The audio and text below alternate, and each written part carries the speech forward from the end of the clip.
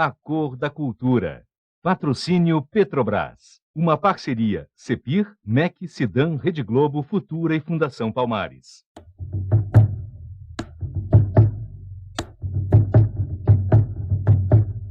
Vou tocar tambor mineiro e na casa do rei de Angola. Durante cerca de 300 anos, o Brasil utilizou mão de obra escrava trazida da África. Foi o país que por mais tempo e em maior quantidade recebeu africanos escravizados. Até o final do século XVII, 3/4 dos africanos que chegavam ao Brasil para o trabalho escravo vinham da região Congo-Angola. Pertenciam ao chamado mundo banto. E a eles devemos muito do que somos, do que sabemos e da nossa maneira de ser. Na casa do rei de Angola.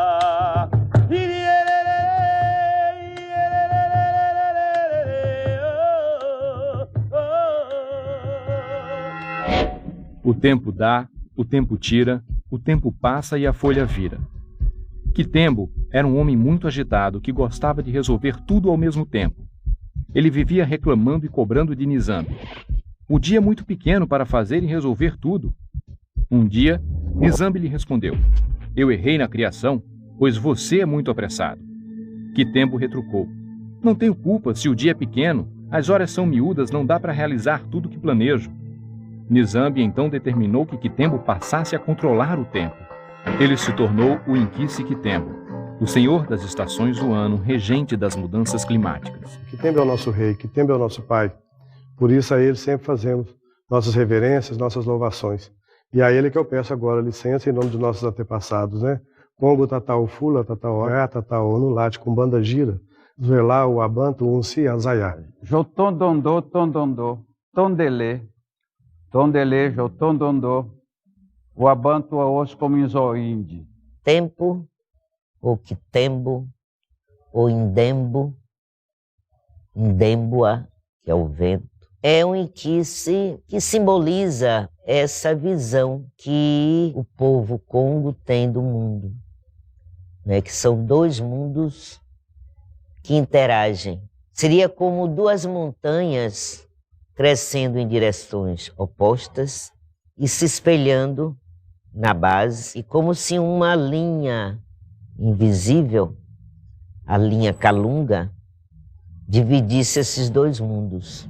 O plano físico, natural, o Kunseke, e o mundo espiritual, sobrenatural, o Kumpemba. Toda a casa de Angola carrega a bandeira de Quitembo. No mito de Quitembo se conta, né, essa história, o porquê, onde foi fincado a bandeira de Quitembo. Que é a lenda que conta o porquê da migração. Quando o povo do antigo reino do Congo perecia e passava por um momento de grandes dificuldades, houve uma consulta, né, com o Tata Kimbanda, que é o sacerdote. Ele então determinou o seguinte, que era o Inquice Quitembo, que queria ser lembrado, queria ser cultuado. Então mandou que eles pegassem tudo que eles tivessem de comer dentro de casa, que cada um tivesse, preparassem um grande banquete, que eles chegassem próximo à árvore mais alta que eles encontrassem e fincassem uma vara com uma bandeira branca na ponta. E pedissem a Quitembo que mostrasse a eles o que eles deviam fazer, que caminho seguir. E o vento soprou. E quando o vento soprou, a bandeira virou e apontou o destino. As pessoas foram seguindo esse vento até encontrar o lugar onde Quitembo havia determinado. Essa árvore tem um significado. A parte que a gente vê, o tronco, os galhos, simbolizam esse mundo físico, esse mundo material em que vivemos. E as raízes, a parte escondida, é o mundo sobrenatural, o mundo ancestral. E Quitembo é essa ligação entre esses dois mundos. O sagrado está sempre presente na cultura banta, assim como em outras matrizes culturais africanas, que acreditam num Deus criador e pai de tudo que existe, na existência de dois mundos, um visível e outro invisível, e na interação entre esses dois mundos.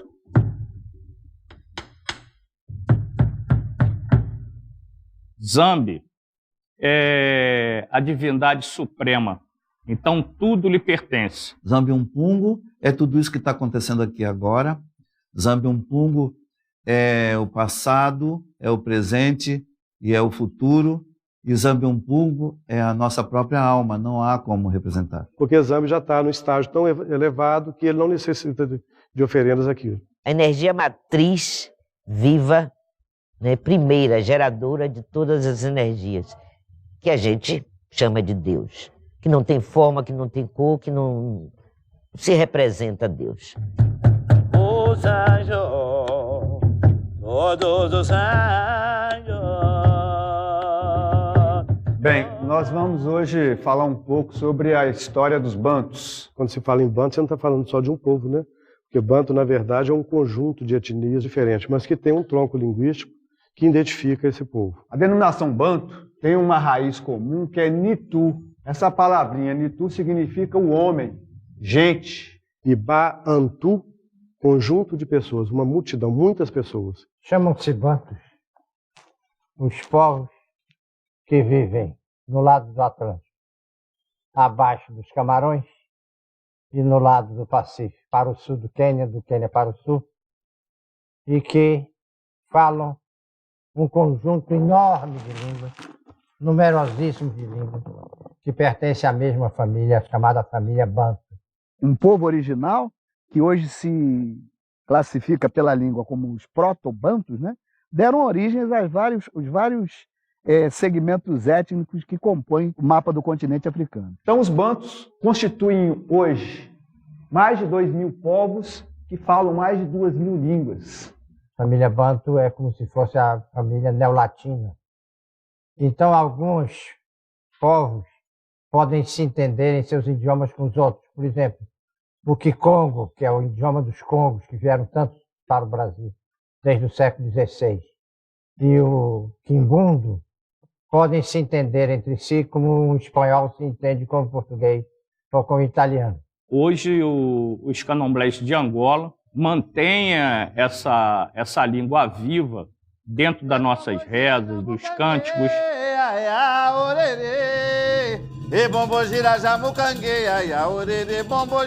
Carimbo, inhame, dendê, caçamba, camundongo, machixe, minhoca. É o marimbondo, é o macaco, é a banana, é o quiabo.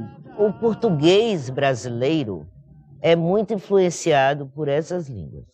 Essa presença vocabular banta, das línguas bantas no português do Brasil, e já hoje em dia também no português de Portugal, por contaminação, tanto de Angola quanto brasileira, mostra a profundidade da presença banta em nosso espírito, em nosso dia a dia.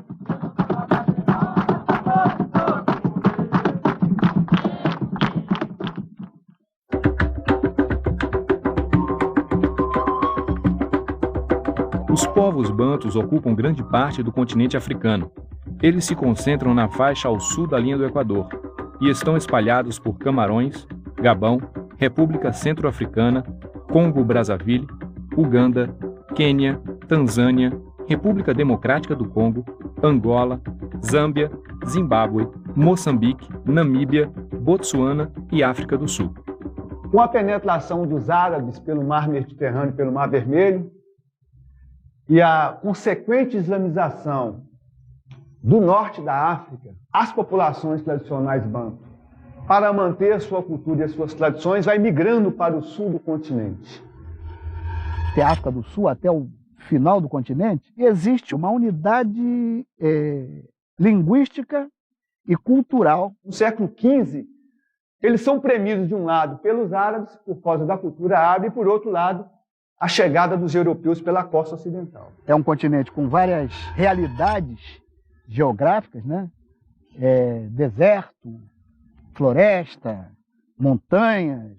Portugal, por exemplo, dá uma volta por essa região do continente, chega a Moçambique, depois tenta voltar a partir desse golfo, do Golfo da Guiné, essa ilha de São Tomé e Príncipe, introduz aqui a cana-de-açúcar. Na medida em que os europeus descobrem o chamado Novo Mundo, acontece uma relação de dominação que culminou na escravização de africanos e o envio desses africanos escravizados como mão de obra para trabalhar na colonização europeia nas Américas. Na medida que eles conhecem os rios, vão penetrando dentro dos rios, eles vão entrando para o interior do continente e a partir de troca, de rapto, de negociação com a liderança das nações africanas, isso vai possibilitar transformar esse africano, esse ser humano livre, na condição de escravos. Mas a escravização em África era diferente do que... Não havia castigo físico, não havia privação de nada, até que teve caso do escravo se transformar em rei depois. Como se cria império na história da humanidade? Você cria império pela violência. Você anexa os territórios dos outros pela guerra. Estamos dando armas mais potentes para você. As vítimas de guerra, você vende para a gente. Então, foi nesse contexto que eles começaram a comprar os escravos. Além do mais, eles mesmos começaram a saquear, quer dizer, a entrar em algumas comunidades armados e capturar pessoas pela força. No Brasil, essa escravidão era racial, era racialista. O escravo era o negro e o senhor era o branco. Na África, qualquer pessoa podia ser escravo desde que ela fosse capturada na guerra. Porque eram jovens, entre 15 e 25 anos, a força de trabalho, produto de trabalho, que foram levados para as Américas. Então, a África ficou sem mão de obra produtiva. A população da África, que naquela época era quase igual à população europeia, do continente europeu, diminuiu até agora. Os primeiros que aportaram aqui no Brasil foram os povos bantus, né, provenientes das regiões de Angola, de Congo, Cabinda, Moçambique. Eles não tinham fronteiras geográficas, naturalmente, né? Eles tinham as fronteiras étnicas. O europeu foi que criou essas fronteiras geográficas conhecidas hoje. Depois de exaurirem a África do jeito que exauriram, se reúnem, põem um mapa em cima de uma mesa, traçam quase que geometricamente a divisão do bolo, né? Vão dividir cada país de acordo com seus interesses comerciais. Imagina, reuniram no mesmo território povos tradicionalmente inimigos. Todo lugar tem isso. É a partir daí que começa a surgir essa geografia política atual. Que contava na época do tráfico atlântico, o tráfico de escravos, não era exatamente a região de onde as pessoas vinham. O que era importante e o que passou nos livros de registro do tráfico eram os portos onde essas pessoas, esses trabalhadores eram embarcados. E eles, quando chegavam aqui, eles chegavam geralmente com o nome do porto onde eles tinham sido embarcados. Então chegava tantas peças de Cabinda, tantas peças do Bomei, tantas peças de Luanda. Não quer dizer que eles fossem necessariamente dali. Angola, Congo, Benguela, Monjolo, Cabinda, Rebolo. Assim eram conhecidos os primeiros africanos escravizados trazidos da região Congo-Angola para o Brasil. E vieram em grandes números para o Brasil. Podemos dizer que foram sempre majoritários, desde praticamente o século XVI até o fim do tráfico, na metade do século XIX. Nesse momento, basicamente cativos desse mundo cultural banto que estão vindo. E o que eu falei, em geral, não guerreiros, em geral, jovens. É um momento que ele está muito arrumado na África, ele ataca aldeias do interior. Eles vinham, sobretudo, de Angola, dos dois Congos, da República Democrática do Congo e da República do Congo, atuais, estou dizendo os nomes atuais desses países. Vieram, sobretudo, dessas duas áreas, e a partir da segunda metade do século XVIII, também de Moçambique. Eu percebo nos traços da minha família muita semelhança com algumas pessoas daquela região lá. Tem algumas pessoas do convívio, até pessoas públicas, no Rio de Janeiro, por exemplo, que a gente olha assim no rosto, esse é de lá. A gente olha o Martinho da Vila e compara com lá o pessoal de Moçambique e tal. É por ali que veio. Aquela cara chapada, Na minha família, o que ressalta são os zigoma, né? A maçã do rosto muito acentuada. A minha raiz banta, com certeza, ela está em Angola. Quando a gente diz, minha nação é Gigi, minha nação Angola, minha nação é Quito. Isso não quer dizer que as pessoas que são dessas nações, elas sejam descendentes de Yorubá, ou descendentes, né, de Congo, de Luba, o descendente do Fon. Não. Mas é o espaço onde elas foram feitas, então elas são filhas dessa nação. É bom que se diga que essa africanidade banta é extremamente importante para o Brasil. Mas eu não quero dizer que ela seja mais importante do que as outras africanidades que a gente tem aqui dentro. Minha gonga vem de lá, minha gonga vem de lá. Corre mundo, vem correr mar, corre mundo, vem correr mar. E aí Angola, aí Angola.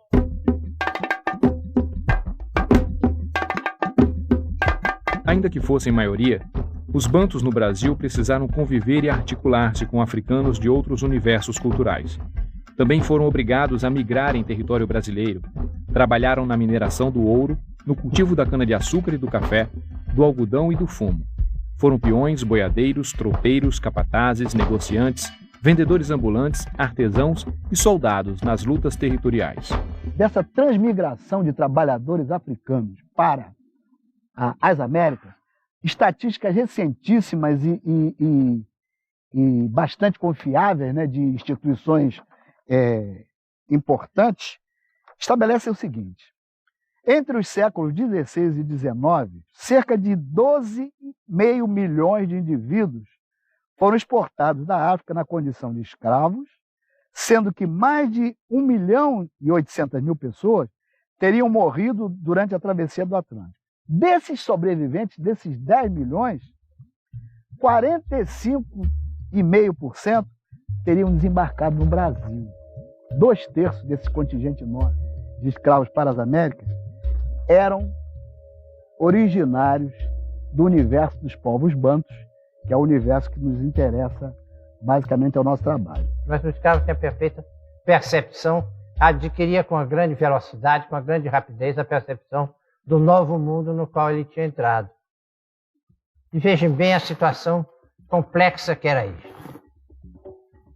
O sujeito era capturado numa guerra no interior de Angola. Era trazido do interior, lá dos confins da Zâmbia, dali entrar num navio com pessoas que ele nunca tinha visto na vida, que muitas vezes não falavam a sua língua, muitas das quais ele não podia se entender. Descia no porto do Rio de Janeiro inteiramente nu, era posto nu, era posto no mercado do Valongo e era examinado como se fosse um cavalo ou um boi, inteiramente nu, para ver se os dentes eram bons, se os órgãos genitais eram bons, se as pernas estavam perfeitas. Era vendido, era levado para o interior do país sem saber qual era o seu destino. Ele não sabia o que ia acontecer com ele. Ele estava em permanente crise, até se estabelecer numa fazenda e começar a formar amizades. E, curiosamente, ele vai formar essas amizades muito depressa. Quer dizer, ele restabelece formas de sociabilidade, formas sociais muito rápidas. Porque com a chegada do nosso povo, dos nossos antepassados, a primeira coisa que eles tiravam era o nome, né? Além de tirar tudo que eles tinham na África. Quando chegavam aqui, tirava a identidade também. Vamos batizar, porque esse negro não tem alma. Ele tem que ser batizado, tem que ter um nome cristão. A presença cristã, católica, dentro do Reino do Congo, determinou com que muitos conteúdos filosóficos, rituais, litúrgicos, começassem já a se miscigenar muito já lá na própria África. A grande estratégia do colonialismo, no fundo, é reprimir as manifestações culturais locais. Isso dá a eles força, ao colonizador dá força. Ele remove do colonizado as raízes culturais. E como uma árvore sem raiz, ela é fraca. 13 de maio, todo mundo saravô. Peço benção pra vovó, peço benção pro vovô. 13 de maio, todo mundo saravô. Peço benção pra vovó, peço benção pro vovô. Olirerê, olirerê, olirerê, olirerê. Cada grupo que vem para o Brasil, ele vai valorizar mais uma determinada prática que outra. As características banto aqui no Brasil, em Pernambuco você encontra no linguajar, como no Brasil todo, né?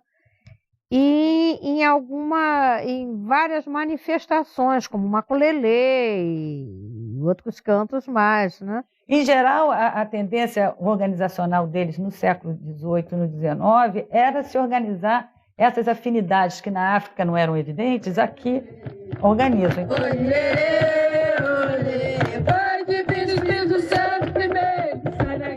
Jongo lembra a África e nesse momento esses grupos estão revalorizando e construindo, né, a sua identidade a partir dessa marca da africanidade. Algumas regiões do Brasil, como Minas Gerais, você vai ver que tudo, a cultura congada, tudo isso é da área bantu. Minas Gerais é muito grande, tem uma manifestação congadeira na Minas Gerais inteira.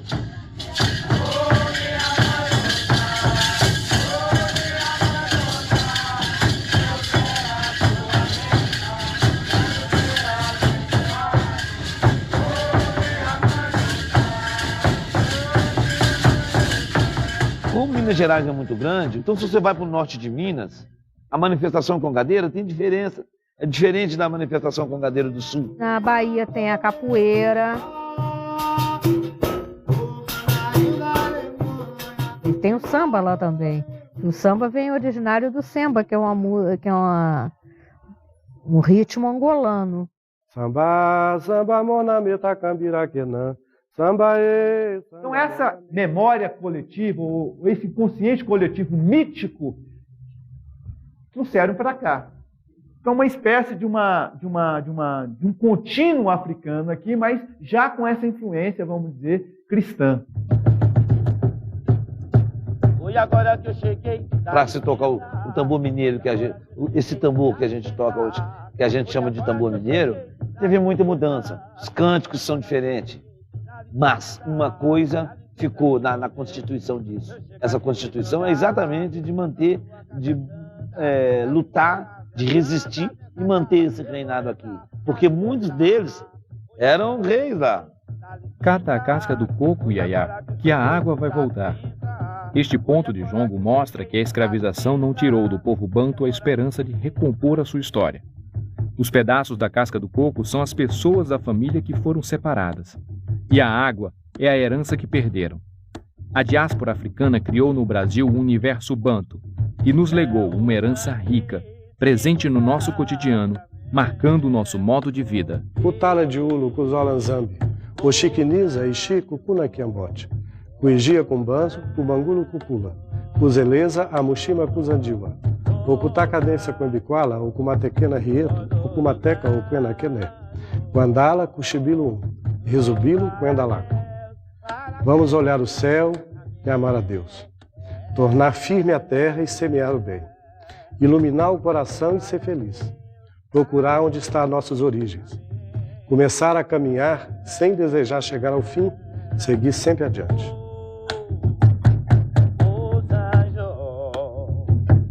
Todos os anjos, os anjos, todos os anjos, louvai a Deus para sempre, amém. Louvai a Deus para sempre, amém.